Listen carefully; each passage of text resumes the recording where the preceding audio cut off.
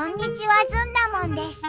今回は XP 時代のノートパソコンをネットを見るだけ、ちょっと印刷とかご家庭のちょっと使いようにしたい、常時動かすサーバでちょっと古いノートパソコンなどで対応したい、こういった時に役立つ Linux、Ubuntu を紹介するのだ。超まったりインストール説明なのでわからない人も歓迎なのだ。さて早速だけど XP が入っていたボロボロノートパソコンでいいのだ。例えばこれとか明らかに業務用の廃棄品の中古の FMV なのだ。これはなんと CPU は Core 2利用と Windows では激遅なのだ。だけどちょっと HDD を SSD に変えてメモリを 4GB にしちゃえばご家庭のちょっと使いにもってこいで動いちゃうのだ。おおむね裏蓋を外せて交換などをするけど、怖かったら YouTube 動画で分解方法を確認すればよいのだ。次はこれなのだ。レッツノートの業務用廃棄品に SSD 入れて Windows 10入れてあったのだ。外見がボロボロだったので5年前に中古で1万円だったのだ。 CPU は i3 の第5世代、メモリは 4GB なのだ。実はこれはアルファさんの自宅ウェブサーバなのだ。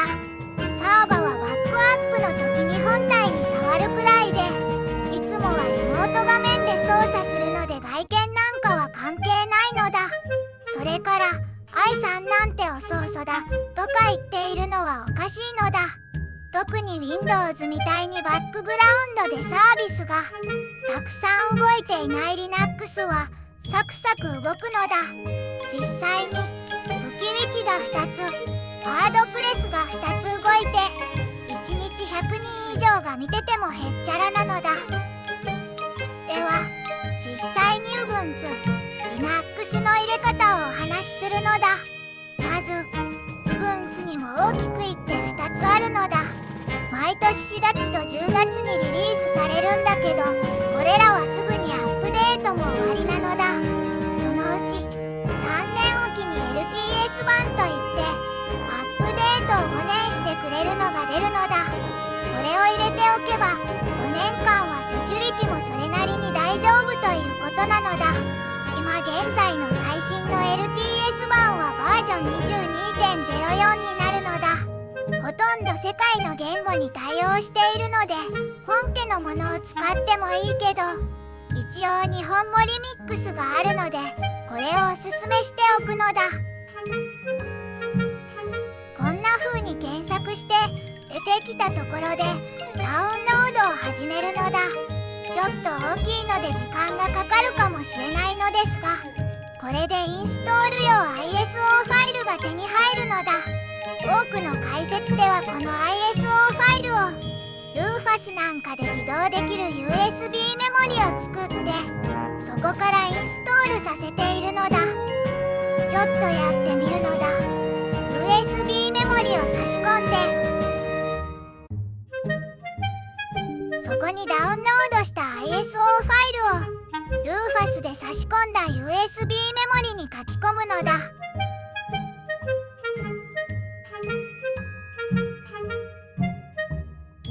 ちょっと時間がかかったので大幅に倍速なのだ。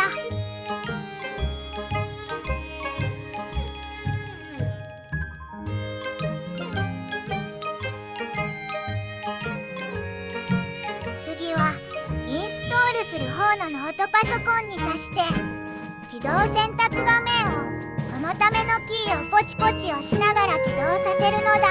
キーは F1 や F2、F8 や F12とかメーカーによってまちまちなので調べるといいのだ。こんな感じで初めの画像に行き着くのだ。もう一つは古すぎて USB メモリから起動しないほど古いパソコンの場合なのだ。こういうノートパソコンにはインストール用に DVD ドライブがあるのだ。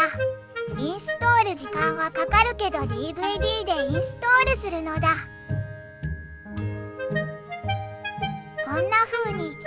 無料の書き込みソフトもあるので DVD を入れてダウンロードした ISO ファイルを書き込むのだ。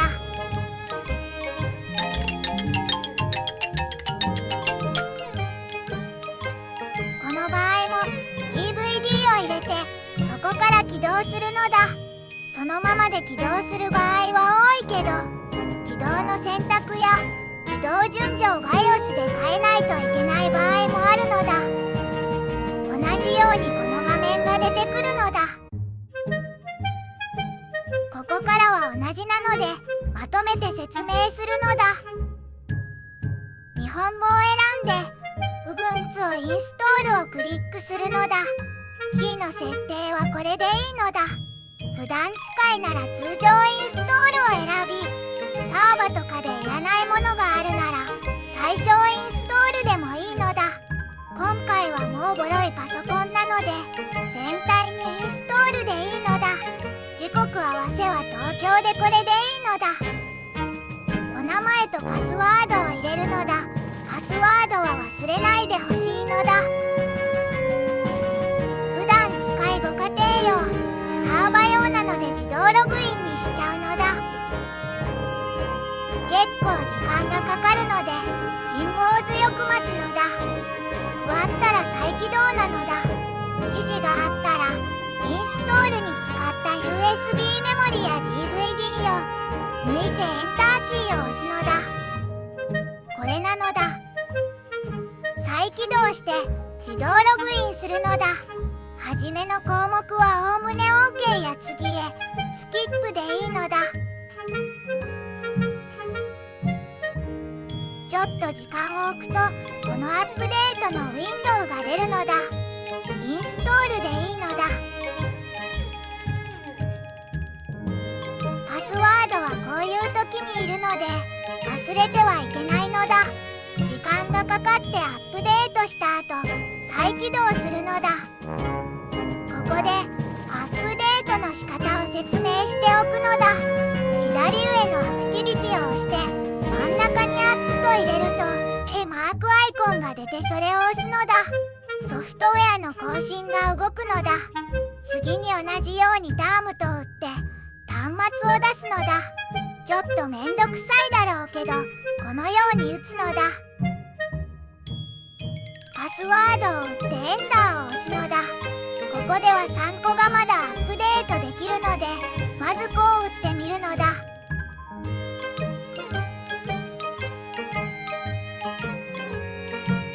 ここのコマンドでは2個アップデートしてくれるのだ。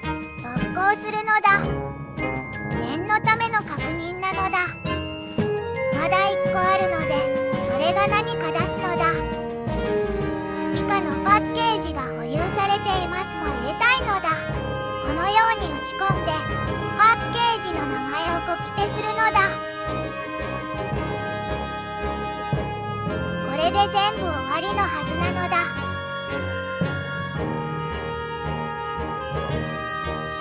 いらないのが残ってるって言われてるのだ。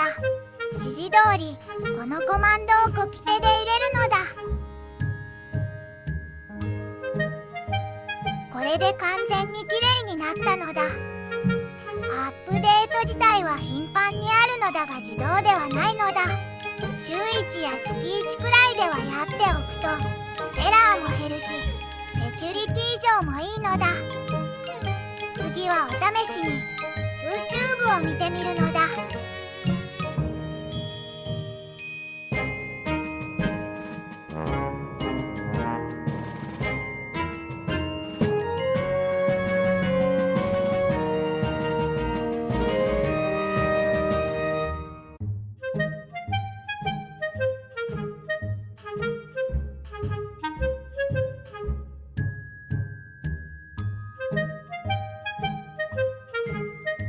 当たり前に再生できるのだ。しかもこれは交通利用でもコマ落ちしないのだ。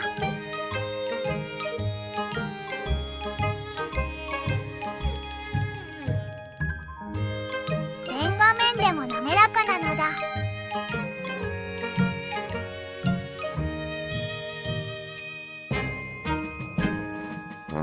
最高画画質設定でも全く問題ないのだ。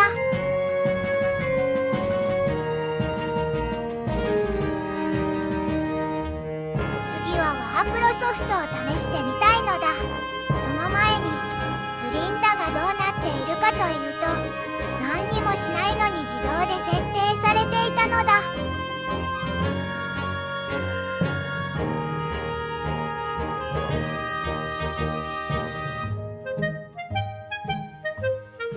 この印がビブレオフィスというオフィスソフトの印なのだ。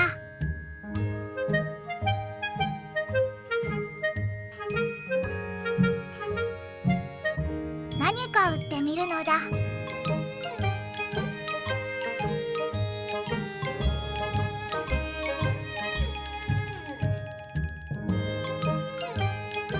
ちゃんと印刷できるかな。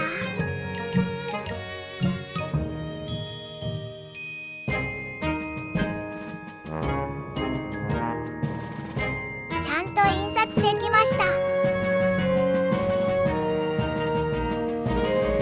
最後にUbuntuソフトウェアという欲しいソフトの探し方と起動のさせ方を説明するのだ。今押したのがそれなのだ。Spotify とか知っているのもあると思うのだ。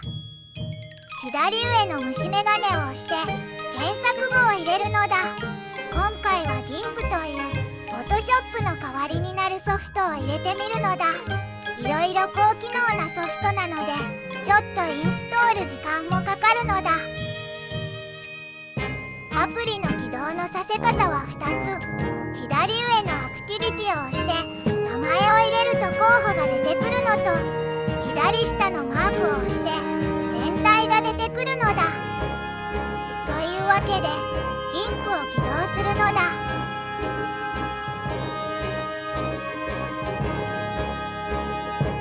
画質調整などができてレイヤーが扱えるすごいソフトなのだ。お試しでくるくる書いてみたのだ。こんな風に好きなソフトも検索できて使えるということなのだ。動画編集などの重いソフトもあるのだ。それなのに高圧量でも簡単機能ならそれなりに動くのだ。しかも全部タダなのだ。ちょっとだけ扱いを覚えれば誰でも簡単に使える。Ubuntuのいいところはそういうところなのだ。今後も不定期に投稿するのだ。長くの間見てくれてありがとう。